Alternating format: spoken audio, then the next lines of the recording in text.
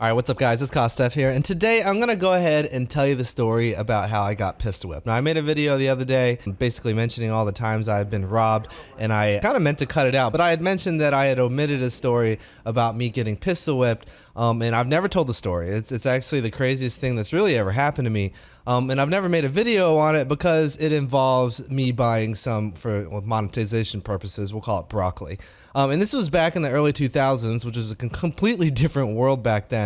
And is the reason why I've kind of never talked about this story. And plus it involves me getting pistol whipped. Nobody wants to recall or even remember and talk about them getting pistol whipped. And on a side note, I hope you guys enjoy this gameplay. It's basically me running around and punching people and snipers only. Snipers probably won't like this video, but I find it absolutely hilarious. And I managed to do pretty well, but I digress. But this story actually revolves around a girl. Now, this girl is someone I met through my friend Katie. So I have this best friend named Katie that's from my hometown, and we've known each other for forever. And right around this time, I had broken up with my high school girlfriend, and she was trying to hook me up with her friend. And her friend, I believe her name's Casey, but she was a broccoli seller. And it was really funny because you would never think it to look at her because she was just this cute little blonde girl that looked about as non-threatening as possible, but she had obviously grown up kind of on the wrong side of the tracks type of deal. So this story takes place, I believe on a Saturday night. I'm actually down the road from where this takes place at my friend's house. He actually saw the last video I mentioned about getting robbed, and he sent me this Instagram post. And he kind of reminded me of this story because it took place down the street from his house. He, of course, did want me to tell the story. But we're over at his house playing cards. So back in the early 2000s, poker was the most popular thing in the world. It was as big as the NFL. Everyone was playing poker. Me and all my friends, it's practically what we did on the weekends for fun. We'd always get a poker game going. And we play something called nickels, where basically every chip is a nickel and there's no limits or anything like that. Oh no, actually there was a $2 limit, so that we could pretty much play all night, and even if you lost your ass off, you're looking at losing maybe $40–60 over an entire night of playing poker. And it was basically the cards would go around and the dealer would pick a game, and we all had I think it was 10 different games we'd play. It was always a really good time, and it was good, cheap, clean fun. But at these poker games, we wanted to consume some broccoli. And Casey was right down the street, so I'm actually kind of skipping forward. So Casey was introduced to me by Katie. We'd hung out a few times. This is probably about 2 weeks later after I met her. Now, Casey's story is she actually had a really psycho ex-boyfriend. Now, this guy was legit, criminal. He was known around the area just to have a whole lot of guns. He was a rapper, and he was a white rapper. And I know what you're probably thinking. He actually got a fair amount of credit. I've never heard any of his music, but if you were to ask around about the guy, he was actually pretty legit. He had gone down into a lot of the neighborhoods in and around Charlotte and performed at random open mics and things like that. And, he had actually quite a lot of respect for his rapping. I actually don't remember his name. I don't remember his name at all. I don't even remember what he looks like, because you're gonna hear from this story. But yeah, so 2 weeks later, yeah, we're playing poker over at my friend's house. So this whole thing actually was extremely sketched right from the beginning, because Katie was supposed to go over there and get everything and come back, but for some reason Casey didn't want her to come over there. So I called her. I was like, come on, everybody's here, can I come over and grab something? And she was like, okay, yeah, you can come, but only you, because I'm sketched out and I'm home alone or something like that. We all kind of knew it seemed sketch, and I was playing cards and having a good time. So I actually didn't leave for an hour or two later, to the point where, we had all thought it was kind of ridiculous what Casey was pulling. We thought she was just in a weird mood or something like that. But eventually she caved to the point where I was going to go over there, and then Katie was going to meet me over there, and we were going to hang out for a little bit before going back to the card game. Now, I don't know why I didn't see this coming, because she had split us up on purpose, it seemed, so that I was coming there by myself. So, of course, I drove the 2 or 3 minutes down the street. I pulled into her driveway, which is one of those U-shaped driveways, but not really a U to the same street. It was on the end of a corner. So one street had an entrance and another street had an entrance. So I had pulled in to basically the middle, but the other half was all blocked off by her moving stuff out. So they had a bunch of furniture out there. They had other cars that weren't running, all kinds of things. So I go in there to say hi to Casey. I purchased said broccoli, and we kind of hang out there for a minute. Nothing's really amiss. But Casey was acting really weird, not saying anything, and I was just getting kind of bored after like 3 or 4 minutes. I wasn't there very long. So I told her I was going to go ahead and head back to the car game, that she should come hang out. You know, we're having a good time. Katie hadn't come over yet, so I figured she was still playing cards. Was kind of the reason why she stuck around a little bit. She was like in a big pot, and we were playing one of those games that goes on for forever. I forget the name of the game, but you have to have a certain hand to even start the game. So I head back out to the driveway. I get in my car. I go ahead and put the broccoli in the stash spot. Now this time I had a 1995 Ford Explorer, and if you've ever been in one, there's a center console, and there's like 2 little cubby holes, and if you yank on that, it actually just comes right out, and there's like a big spot behind there. I mean, I was 17. Who didn't have a stash spot in their car when they were 17? So I throw it in there, and then I look up into the rearview mirror because I got to back out of this place. And this is like the only vivid visual memory I really have the entire night. And that is, I looked in and I saw someone's car basically come in and block the driveway. So I back up for like, I don't know, 3 or 4 feet. I get my car kind of close to them. Now I have tinted windows and it is nighttime, so I can't really see shit. There's not like a whole lot of street lights or anything, but his car's running so I can see his headlights, and he's just parked right behind me. Now this was her ex-boyfriend. This was the psycho that, the reason kind of why Katie wanted to hook me up with Casey was because she had this psycho ex-boyfriend and she was a nice girl and she kind of wanted her to meet a nice guy. So the next thing I hear is a tapping on my window, and of course it's this silhouetted figure. It's literally my whole entire car is so illuminated that I can't even see out of my own windows. I had like double 5 limousine tint. It was stupid. But as I looked out the window, I saw this really tall, lanky dude pointing a gun at my window telling me to get out. He even cocked the gun while pointing it at the window, like they do in the movies and stuff. I could hardly see him, but I remember the sound. So of course I open the door, I get out, and it's her ex-boyfriend. This psycho is like crying and all kinds of crazy. So the first thing he does is he starts yelling at me to tell him that I'm messing with his girlfriend and that, you know, he's in love with her and he's known her for forever.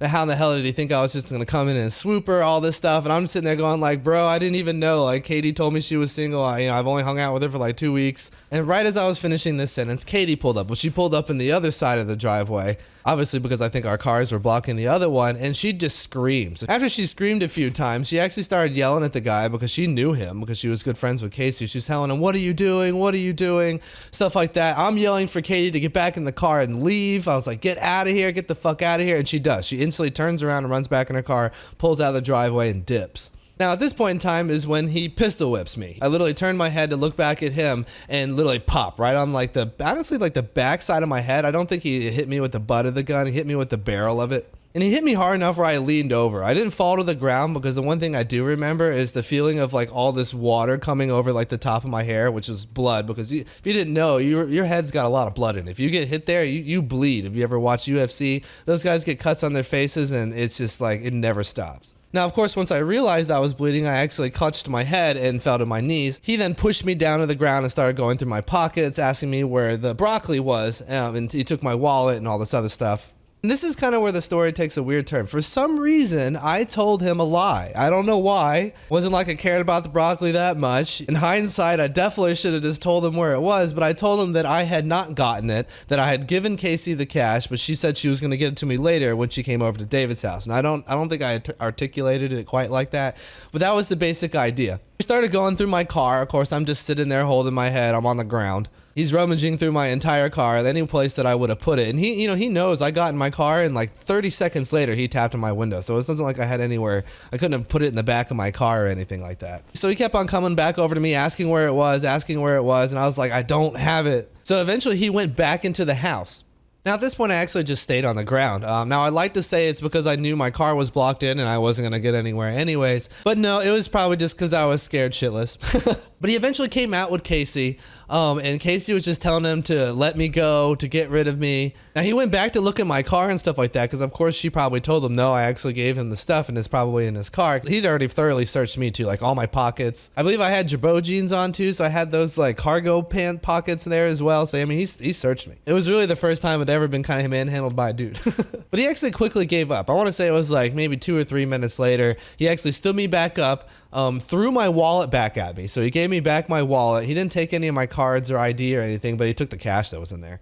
Wasn't much. And he told me to get the fuck out of here and never to talk to Casey again and all that shit. So I get back in my car. Now I'm bleeding all over the place. That's the other like vivid visual memory I have of this place, because my car was like covered in blood, because it was just, I was using my hands to drive and all that stuff. But he moved his car out of the way, and then I backed my car out. Now it was like right about now when my friends from the card game pulled up. Now these are my boys, so they actually went, I believe, to my other friend's house. It was like right down the road, and got a shotgun, because by this time Katie had made it back to the poker game and then told them everything. But they literally rolled up right as I was backing out of the driveway. He was in his car getting the heck out of there, and I literally backed up with like a force, had to slam on my brakes, and then just balled my tires to get the fuck out of there. Like I drove out of there as fast as I could.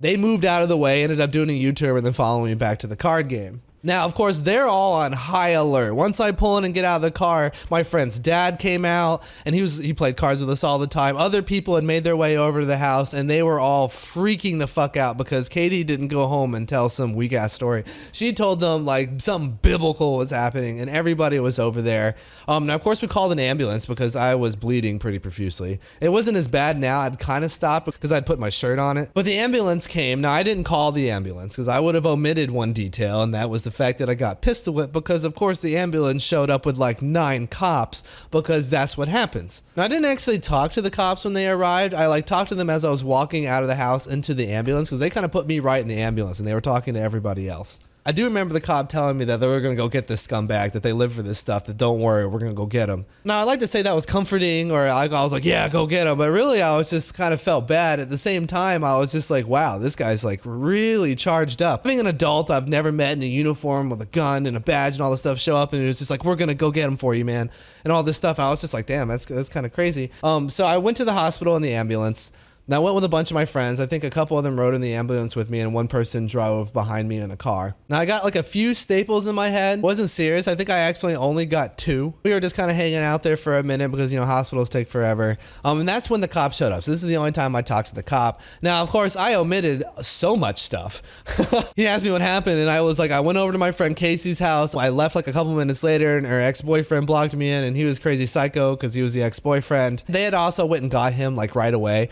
Apparently they had apprehended him in the time that I had taken to get the staples in my head. Now that was pretty much the end of it. I never saw Casey ever again. I also never let Katie set me up again. Nope. But after the hospital, I went back to my friend's house, and I believe we played poker for like another couple hours before I went home. And then, you know, I eventually told my parents what had happened. Actually, I think I only told my dad. So I hope my mom isn't watching this. She might not know about this. This might have been one of those things you and your dad agree not to tell your mother about.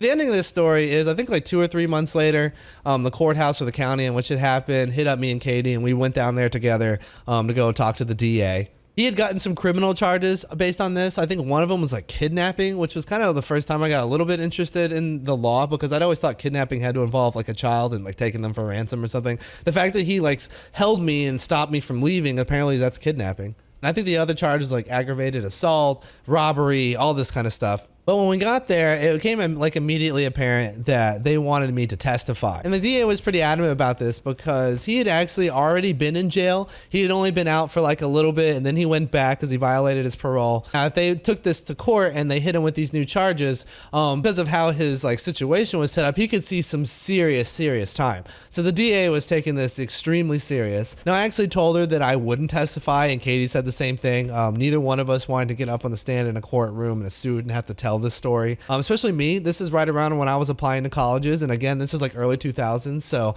having anything to do with broccoli on your record at all was damning as hell, so definitely didn't want to have anything to do with that. So he actually had all the charges dropped, I believe. Last thing I ever heard of it is I actually got a check from the county for restitution. I don't really actually know what it was for. It wasn't for much. It was for like a couple $100. And believe it or not, I never actually got that couple $100. My dad got that check, endorsed it to himself, and cashed it. And I found out about it like 2 months later. I was like, yo, Dad, where's this? And then he named off like a million different things that I'd cost him money doing with my car, or getting in trouble, or any other thing I had to get done. You know, if you're ever thinking of having kids, man, they're expensive. And yeah, that was pretty much it. I still have a bump, a very small bump on the back of my head. It's really the only time I was involved in any like extreme violence. And really the only thing I learned from this situation, well, 2 things. Well, one, dating is dangerous. There's a lot of psycho dudes out there that like actually think they control and own their girlfriends and stuff like that. So even if they break up, like they still have some kind of claim on them. And two, that I can kind of hold my composure while I'm scared as shit. Like, you know, I'm not going to say I wasn't scared because I remember being scared, more in shock after getting pistol whipped. I was really scared right before that part.